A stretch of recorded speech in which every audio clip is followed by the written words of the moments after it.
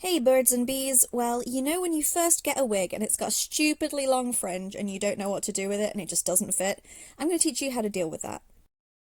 So I bought a really cheap wig off eBay. It's so cheap that it doesn't even have like the little tabs by your temples, and it doesn't even have the bit it usually has here, which is more solidified to hold it in place.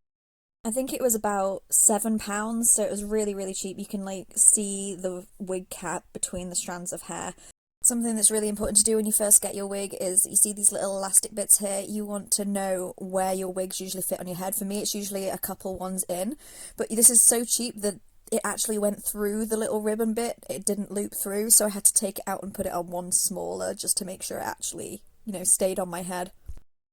Then if you don't have a wig head or anything like that, you can do it on your normal head, but it's a lot easier for me to do it on something else because I can actually see what I'm doing better.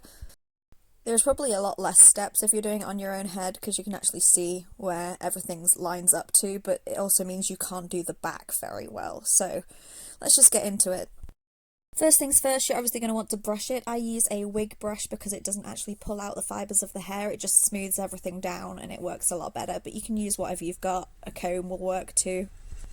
You're going to want to section out the hair, and here you can see I'm annoyed it doesn't have the little tabs. Usually there's little tabs here at the side of the wig where your temples go, and it doesn't have them here. When a wig has the temples bit, it's really easy to have it central, so if it doesn't have those tabs, you're just going to have to work out from where the centre bit is and just separate where you want the fringe to be. You will need to do this if it's on your head as well, but you're just going to get the fringe out of the way so you can actually see what you're doing and focus on the rest of the wig. So I'm just combing it to make sure there's no knots, and then I'm just pinning it out of the way. I did used to have big clips, but I don't wear any of them are, so I'm just using a hair grip here. Keep it out my face, keep it so I can not accidentally cut the fringe. So one of the most important bits is the bits at the side of your face. You're going to want to section a little bit off here. This is just in front of the ear and before the fringe. Do not cut this bit too short. You want it to be a gradual gradient and ending around your chin and your jawline. That is the best place for it to sit and look natural. On other wigs you can have it shorter, but I recommend on cheap wigs having it sit at your jawline. What I'm doing here is something I do when I cut actual hair. It's lift it all up from the side and you just cut into it to make it more layered and choppy. I'm going to show you a more simple way to do it on the other side of the head, but at the minute I'm just showing you different techniques. Oh, you can already see the wig cap. Look at it, it's so gross. So I'm going to work my way back through the head, just showing you what I do there. I comb it out sideways and then I chop into it. You need to have sharp scissors or it will not work. They will get blunt over time, because cutting silicone hair sucks. When it comes to getting length off the bottom, it's very important not to cut too short. Leave more than you think you will. Leave a couple of inches away from the base of the wig cap. Yes, I'm aware I have a wig cap on. I was just preemptive and it kept the hair out of my face while I worked. The other technique I use is I will grab a chunk of hair and I will wiggle my way down it and just chop off loads of little bits at a time, and it's so much quicker, but I don't get it as much control as I want. Now, when it comes to doing the fringe, you need to figure out where it is going to sit on your face, where you want it to sit. When you have a wig head like I do, it doesn't necessarily mean everything lines up. So when I've measured previously, I figured that just above the nose here is in between my eyebrows, and that's where I want it to go for me. So that's where you'd think it would be, but it's actually a bit longer. For me personally, it's different for everybody because everyone has different size heads. Just try it on and have a guess.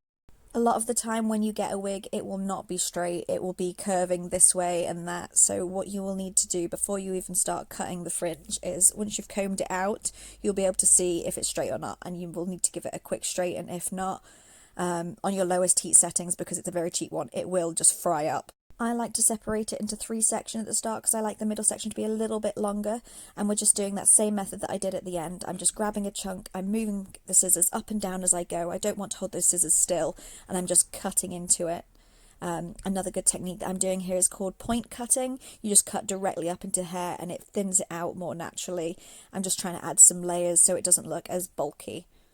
Now the other side is trimmed to match. We're going to work on this middle bit here. I'm going to go from the top and I'm going to jagged my way down like that. That is what I was doing on the other side of the hair earlier. Here's like a close-up version of it. But this way you get layers, you get a nice natural look. Time to try this bad boy on and see what it looks like. I'm telling you now, it is very, very rare that a wig will look perfect the first time you put it on your head. It's something that a lot of cosplayers need to learn as they go, how to style a wig to your face. Here's a quick little demonstration. First things first, section a little bit of hair in front of the ear, and I'm going to curl that very quickly on a lowest heat setting into my face to hide my natural hair underneath. This also makes it look more textured and cute. If I was going to a con, I would spray the sides of my face with hairspray and stick these down to my face. I'm also curling the back into the back of my neck to make it fit my head more naturally and taking off any little bits that I miss. And there you have it, styling your bangs to actually fit your face on a new wig, and especially a very cheap wig. It makes it look more cute, natural, it covers up the sideburns, and it's great.